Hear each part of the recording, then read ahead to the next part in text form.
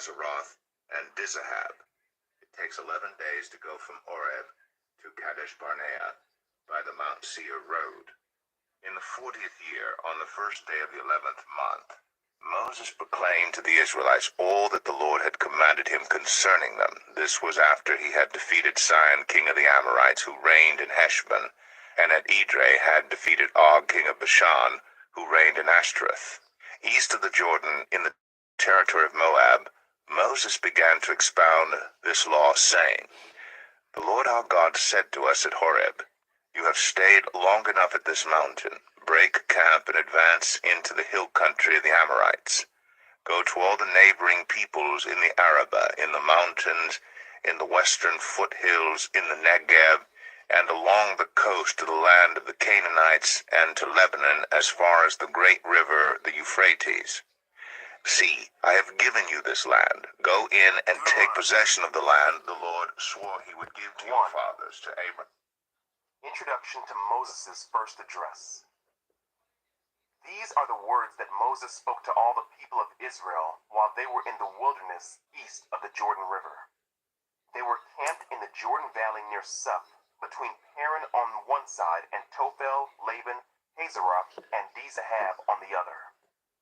Normally, it takes only 11 days to travel from Mount Sinai to Kadesh Barnea, going by way of Mount Seir. But 40 years after the Israelites left Egypt, on the first day of the 11th month, Moses addressed the people of Israel, telling them everything the Lord had commanded him to say. This took place after he had defeated King Sihon of the Amorites, who ruled in Heshbon, and at Edrei had defeated King Og of Bashan, who ruled in Ashtaroth. While the Israelites were in the land of Moab east of the Jordan River, Moses carefully explained the Lord's instructions as follows. The command to leave Sinai. When we were at Mount Sinai, the Lord our God said to us, "You have stayed at this mountain long enough. It is time to break camp and move on. Go to the hill country of the Amorites and to all the neighboring regions, the Jordan Valley, the hill country, the western foothills, the Negev, and the coastal plain.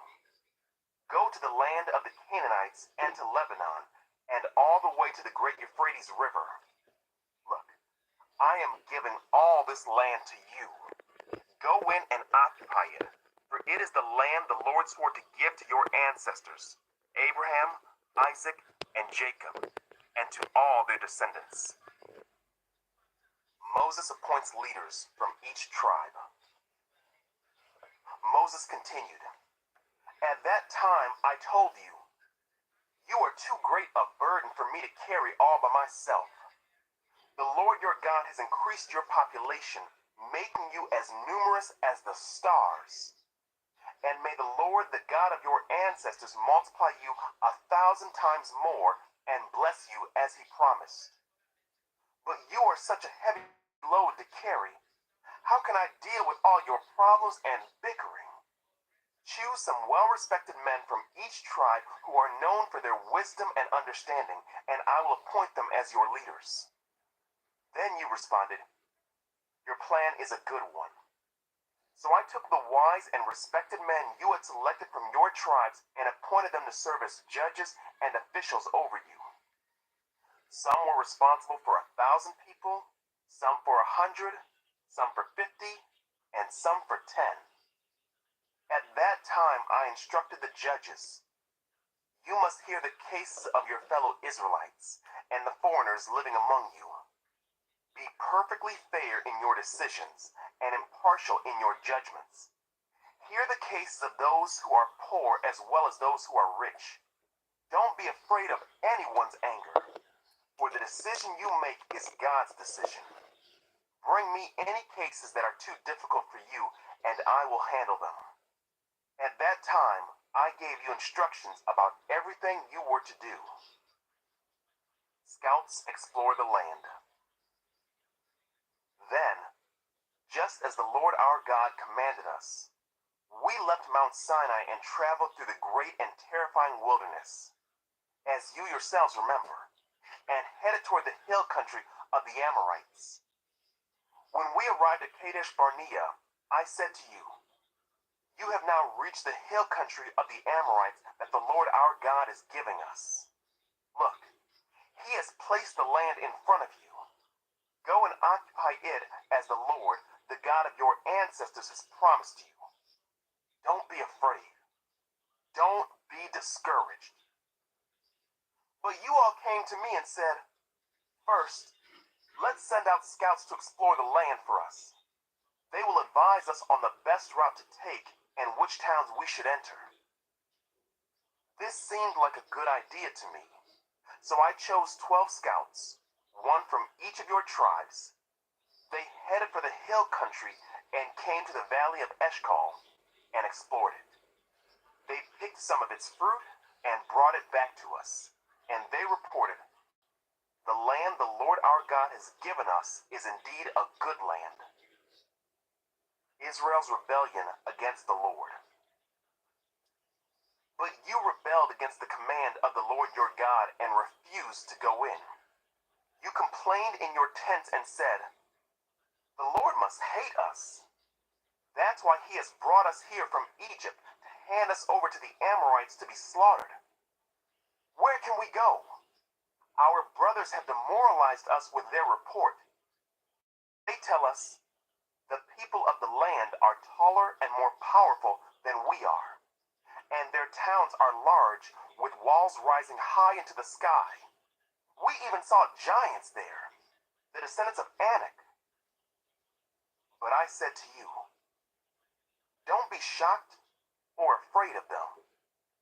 The Lord your God is going ahead of you. He will fight for you, just as you saw him do in Egypt. And you saw how the Lord your God cared for you all along the way as you traveled through the wilderness. Just as a father cares for his child, now he has brought you to this place.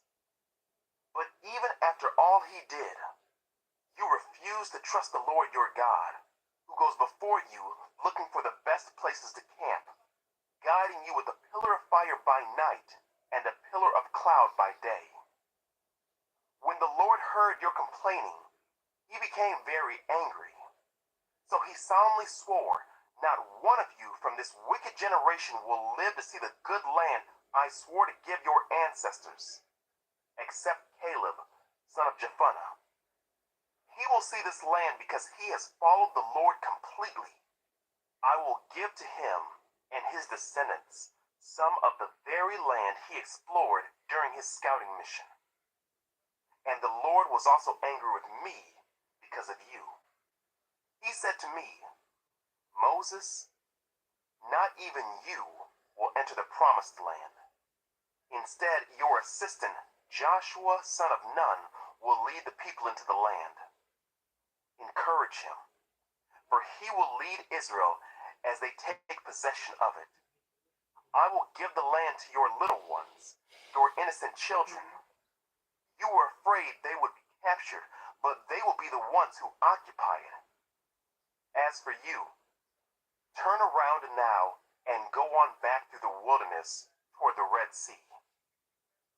Then you confessed, we have sinned against the Lord. We will go into the land and fight for it, as the Lord our God has commanded us. So your men strapped on their weapons, thinking it would be easy to attack the hill country. But the Lord told me to tell you, do not attack, for I am not with you. If you go ahead on your own, you will be crushed by your enemies. This is what I told you, but you would not listen. Instead, you again rebelled against the Lord's command and arrogantly went into the hill country to fight. But the Amorites who lived there came out against you like a swarm of bees. They chased and battered you all the way from Seir to Hormah.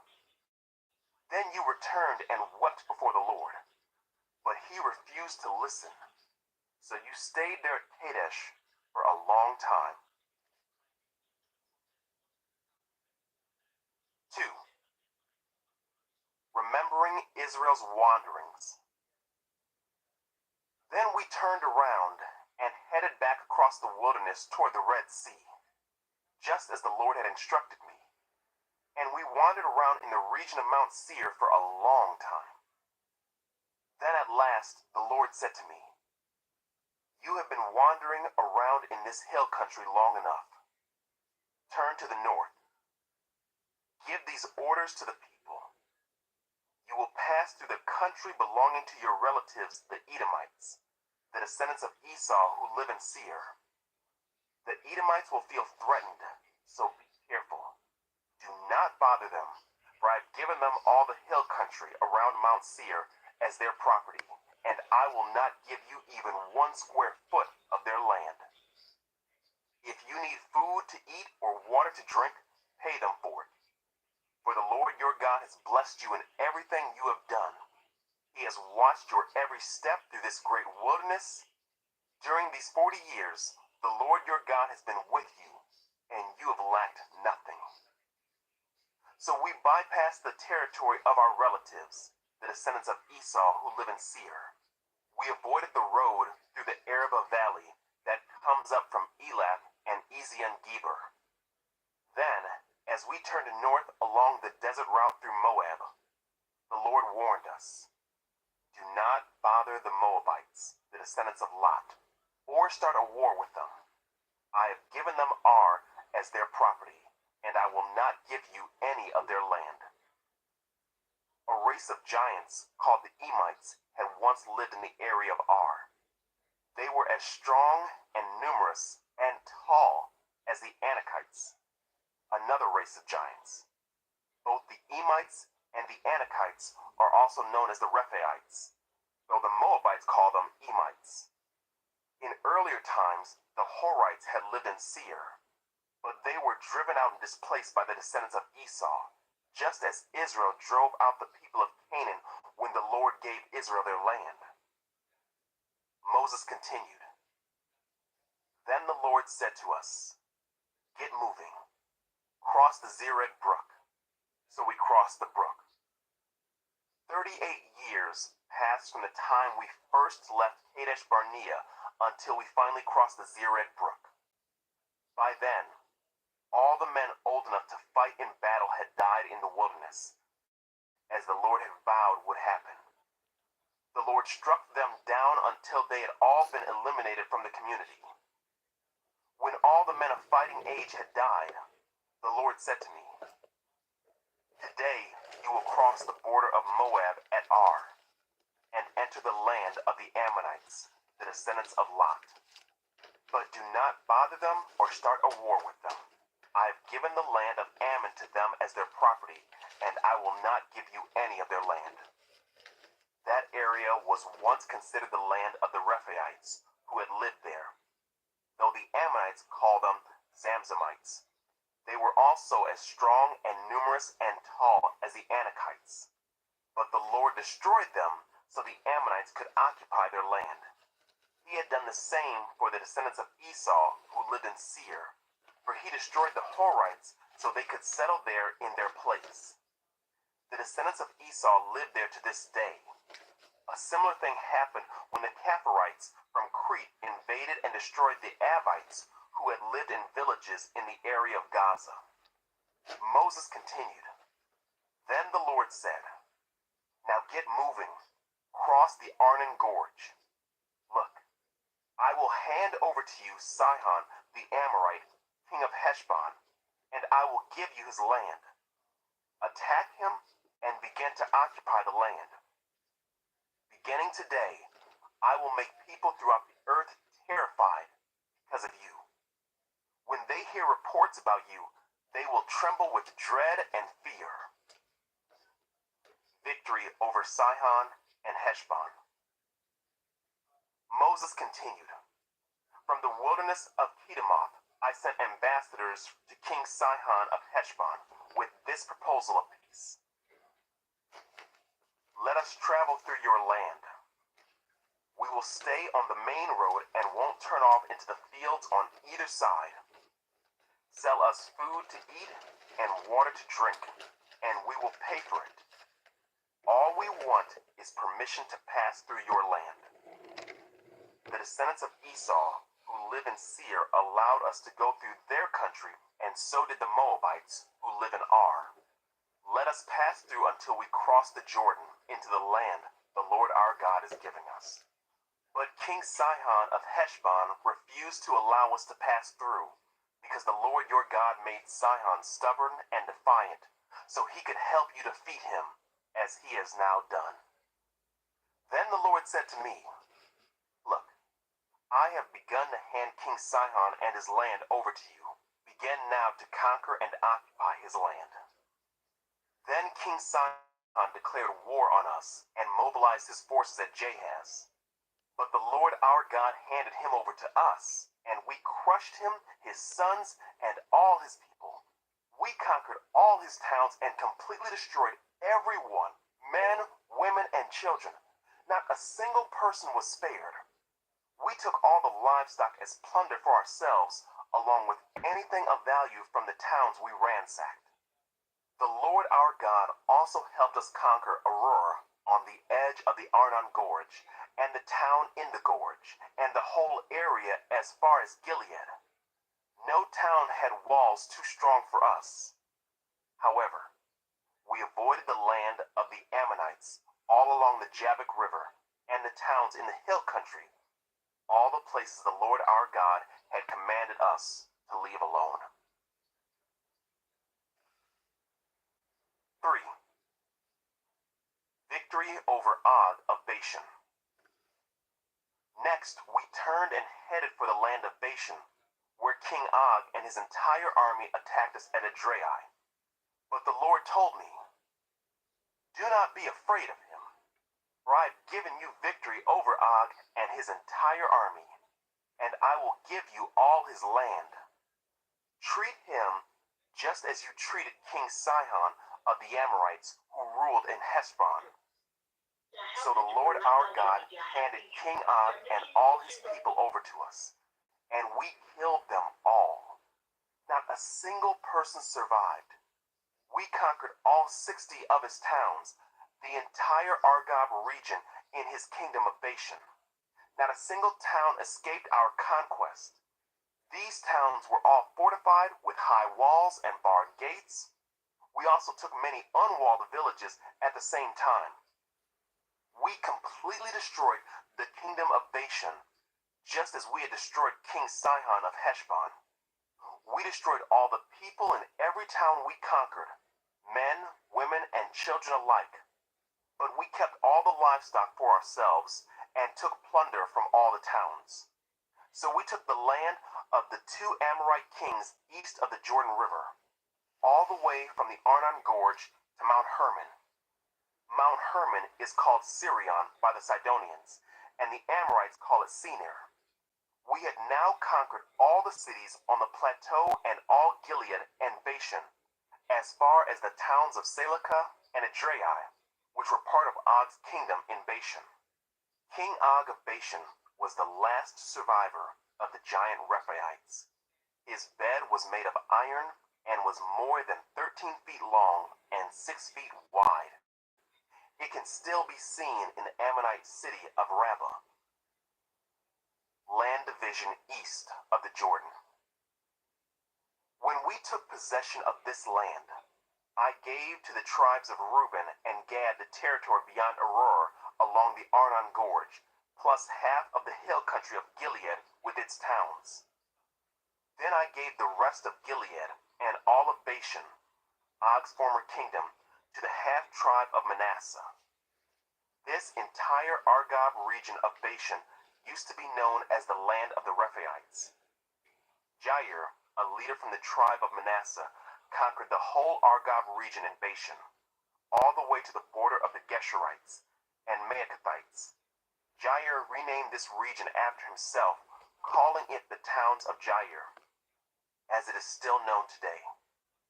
I gave Gilead to the clan of Machir, but I also gave part of Gilead to the tribes of Reuben and Gad.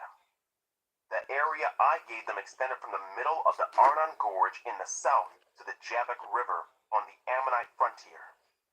They also received the Jordan Valley, all the way from the Sea of Galilee down to the Dead Sea, with the Jordan River serving as the western boundary.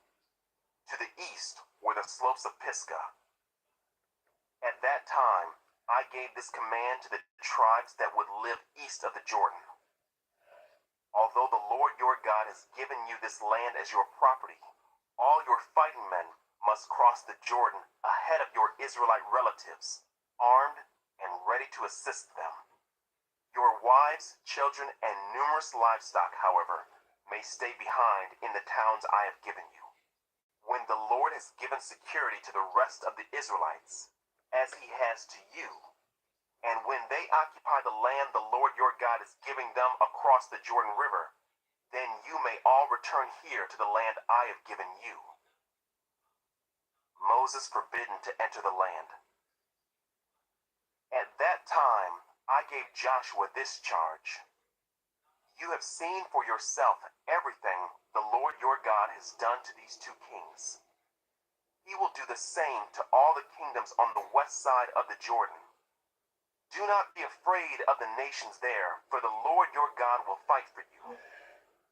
At that time I pleaded with the Lord and said, O sovereign Lord, you have only begun to show your greatness and the strength of your hand to me, your servant. Is there any God in heaven or on earth who can perform such great and mighty deeds as you do? Please let me cross the Jordan to see the wonderful land on the other side, the beautiful hill country and the Lebanon mountains. But the Lord was angry with me because of you, and he would not listen to me. That's enough, he declared.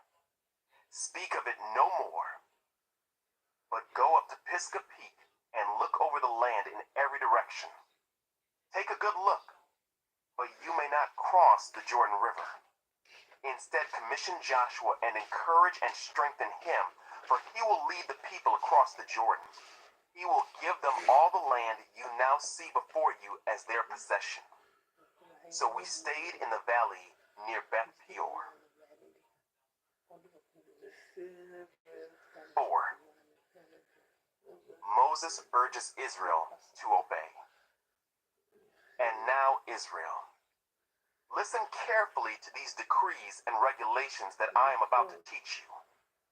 Obey them so that you may live, so you may enter and occupy the land that the Lord, the God of your ancestors, is giving you.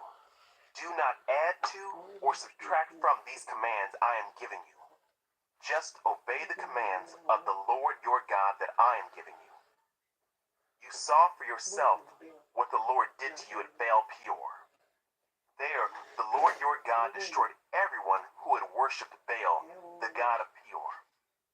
But all of you who were faithful to the Lord your God are still alive today, every one of you.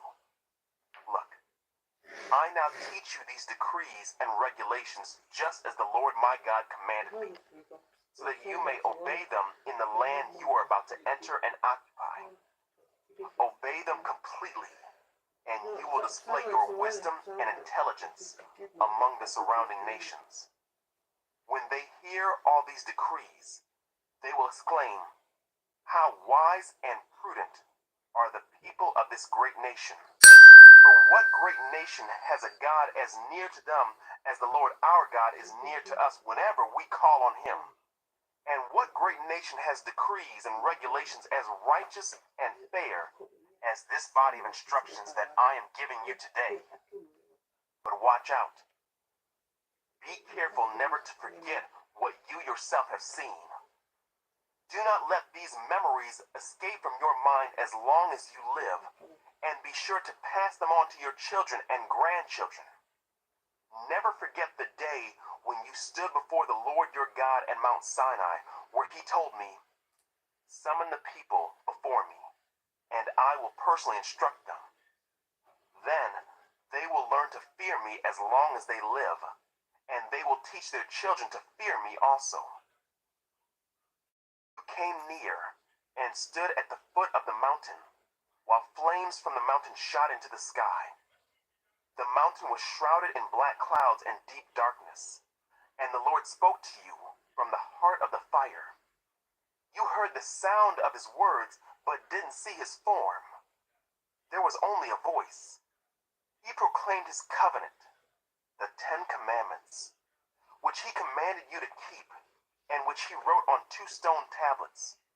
It was at that time that the Lord commanded me to teach you his decrees and regulations so you would obey them in the land you are about to enter and occupy. A warning against idolatry. But be very careful. You did not see the Lord's form on the day he spoke to you from the heart of the fire at Mount Sinai. So do not corrupt yourselves by making an idol in any form, whether of a man or a woman, an animal on the ground, a bird in the sky, a small animal that scurries along the ground, or a fish in the deepest sea. And when you look up into the sky and see the sun, moon, and stars, all the forces of heaven, don't be seduced into worshiping them. The Lord your God gave them to all the peoples of the earth. Remember that the Lord rescued you from the iron-smelting furnace of Egypt in order to make you his very own people and his special possession, which is what you are today. But the Lord was angry with me because of you. He vowed that I would not cross the Jordan River into the good land the Lord your God is giving you as your special possession. You will cross the Jordan to occupy the land, but I will not. Instead, I will die here on the east side of the river. So be careful not to break the covenant the Lord your God has made with you. Do not make idols of any shape or form, for the Lord your God has forbidden this. The Lord your God is a devouring fire. He is a jealous God. In the future, when you have children and grandchildren and have lived in the land a long time, do not corrupt yourselves by making idols of any kind. This is evil in the sight of the Lord your God and will arouse his anger. Today, I call on heaven and earth as witnesses against you. If you break my covenant, you will quickly disappear from the land you are crossing the Jordan to occupy. You will live there only a short time, then you will be utterly destroyed. For the Lord will scatter you among the nations where only a few of you will survive. There, in a foreign land, you will worship idols made from wood and stone, gods that neither see nor hear nor eat nor smell. But from there, you will search again for the Lord your God. And if you search for him with all your heart and soul, you will find him.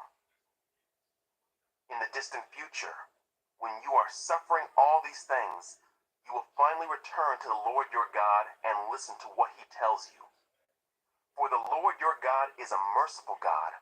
He will not abandon you or destroy you or forget the solemn covenant he made with your ancestors. There is only one God. Now search all of history, from the time God created people on the earth until now, and search from one end of the heavens to the other. Has anything as great as this ever been seen or heard before? Has any nation ever heard the voice of God speaking from fire as you did and survived? Has any other God dared to take a nation for himself out of another nation by means of trials, miraculous signs, wonders, war, a strong hand, a powerful arm, and terrifying acts? Yet that is what the Lord your God did for you in Egypt, right before your eyes. He showed you these things so you would know that the Lord is God and there is no other. He let you hear his voice from heaven so he could instruct you. He let you see his great fire here on earth so he could speak to you from it. Because he loved your ancestors, he chose to bless their descendants, and he personally brought you out of Egypt with a great display of power. He drove out nations far greater than you, so he could bring you in and give you their land as your special possession, as it is today. So remember this, and keep it firmly in mind. The Lord is God, both in heaven and on earth, and there is no other. If you obey all the decrees and commands I am giving you today, all will be well with you and your children. I am giving you these instructions so you will enjoy a long life in the land the Lord your God is giving you for all time. Eastern cities of refuge. Then Moses set apart 3 cities of refuge east of the Jordan River. Anyone who killed another person unintentionally without previous hostility could flee there to live in safety. These were the cities: Bezer on the wilderness plateau for the tribe of Reuben, Ramoth in Gilead for the tribe of Gad, Golan in Bashan for the tribe of Manasseh. Introduction to Moses' second address. This is the body of instruction that Moses presented to the Israelites. These are the laws, decrees, and regulations that Moses gave to the people of Israel when they left Egypt, and as they camped in the valley near Beth Peor, east of the Jordan River. This land was formerly occupied by the Amorites under King Sihon, who ruled from Heshbon, but Moses and the Israelites destroyed him and his people when they came up from Egypt. Israel took possession of his land and that of King Og of Bashan, the 2 Amorite kings east of the Jordan. So Israel conquered the entire area from Aroer at the edge of the Arnon Gorge all the way to Mount Sirion, also called Mount Hermon. And they conquered the eastern bank of the Jordan River as far south as the Dead Sea, below the slopes of Pisgah. 5. 10 Commandments for the Covenant Community. Moses called all the people of Israel together and said, "Listen carefully, Israel. Hear the decrees and regulations I am giving you today, so you may learn them and obey them. The Lord our God made a covenant with us at Mount Sinai. The Lord did not make this covenant with our ancestors, but with all of us who are alive today. At the mountain, the Lord spoke to you face to face from the heart of the fire. I stood as an intermediary between you and the Lord, for you were afraid of the fire and did not want to approach the mountain. He spoke to me, and I passed his words on to you. This is what he said: I am the Lord your God, who rescued you from the land of Egypt, the place of your slavery. You must not have any other God but me. You must not make for yourself an idol of any kind, or an image of anything in the heavens, or on the earth, or in the sea. You must not bow down to them or worship them, for I, the Lord your God, am a jealous God, who will not tolerate your affection for any other gods. I lay the sins of the parents upon their children. The entire family is affected, even children in the 3rd and 4th generations of those who reject me. But I lavish unfailing love for 1,000 generations on those who love me and obey my commands. You must not misuse the name of the Lord your God. The Lord will not let you go unpunished if you misuse his name. Observe the Sabbath day by keeping it holy, as the Lord your God has commanded you. You have 6 days each week for your ordinary work, but the 7th day is a Sabbath day of rest dedicated to the Lord your God. On that day, no one in your household may do any work. This includes you, your sons and daughters, your male and female servants, your oxen and donkeys and other livestock, and any foreigners living among you. All your male and female servants must rest as you do. Remember that you were once slaves in Egypt, but the Lord your God brought you out with his strong hand and powerful arm. That is why the Lord your God has commanded you to rest on the Sabbath day. Honor your father and mother, as the Lord your God commanded you.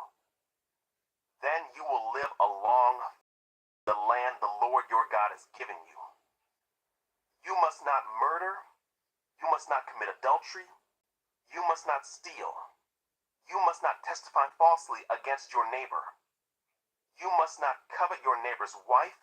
You must not covet your neighbor's house or land, male or female servant, ox or donkey, or anything else that belongs to your neighbor. The Lord spoke these words to all of you assembled there at the foot of the mountain. He spoke with a loud voice from the heart of the fire, surrounded by clouds and deep darkness. This was all he said at that time, and he wrote his words on 2 stone tablets and gave them to me. But when you heard the voice from the heart of the darkness, while the mountain was blazing with fire, all your tribal leaders and elders came to me. They said, "Look, the Lord our God has shown us his glory and greatness, and we have heard his voice from the heart of the fire. Today we have seen that God can speak to us humans, and yet we live. But now, why should we risk death again? If the Lord our God speaks to us again, we will certainly die and be consumed by this awesome fire. Can any living thing hear the voice of the living God from the heart of the fire as we did, and yet survive? Go yourself and listen to what the Lord our God says. Then come and tell us everything he tells you, and we will listen and obey." The Lord heard the request you made to me, and he said, "I have heard what the people said to you, and they are right. Oh, that they would always have hearts like this, that they might fear me and obey all my commands. If they did, they and their descendants would prosper forever. Go and tell them, return to your tents. But you stand here with me so I can give you all my commands, decrees, and regulations. You must teach them to the people so they can obey them in the land I am giving them as their possession."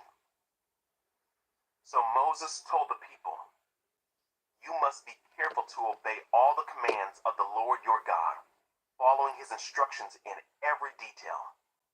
Stay on the path that the Lord your God has commanded you to follow. Then you will live long and prosperous lives in the land you are about to enter and occupy." 6.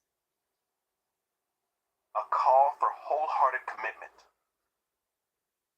These are the commands, decrees, and regulations that the Lord your God commanded me to teach you. You must obey them in the land you are about to enter and occupy, and you and your children and grandchildren must fear the Lord your God as long as you live. If you obey all his decrees and commands, you will enjoy a long life. Listen closely, Israel, and be careful to obey. Then all will go well with you, and you will have many children in the land flowing with milk and honey, just as the Lord, the God of your ancestors, promised you. Listen, O Israel. The Lord is our God, the Lord alone. And you must love the Lord your God with all your heart, all your soul, and all your strength. And you must commit yourselves wholeheartedly to these commands that I am giving you today. Repeat them again and again to your children. Talk about them when you are at home and when you are on the road, when you are going to bed and when you are getting up. Tie them to your hands and wear them on your forehead as reminders.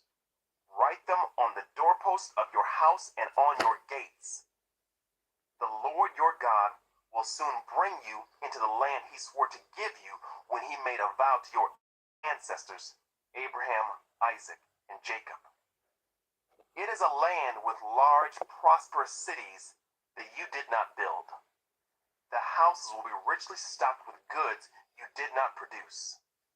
You will draw water from cisterns you did not dig, and you will eat from vineyards and olive trees you did not plant.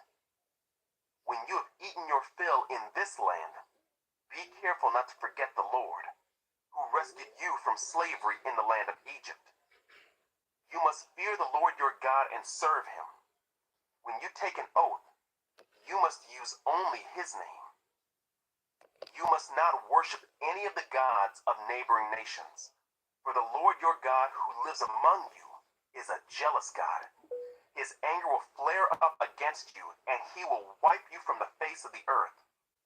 You must not test the Lord your God as you did when you complained at Massah.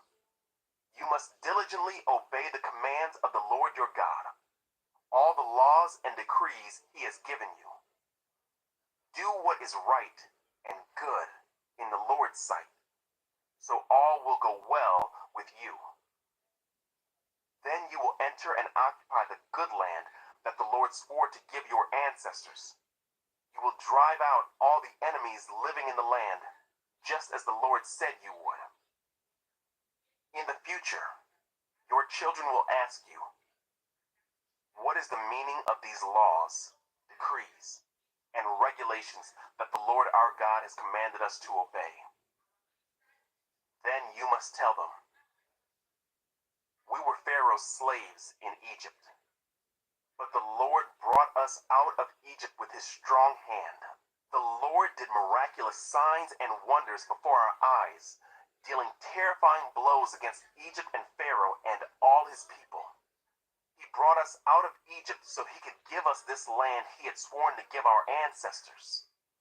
And the Lord our God commanded us to obey all these decrees and to fear him, so he can continue to bless us and preserve our lives as he has done to this day.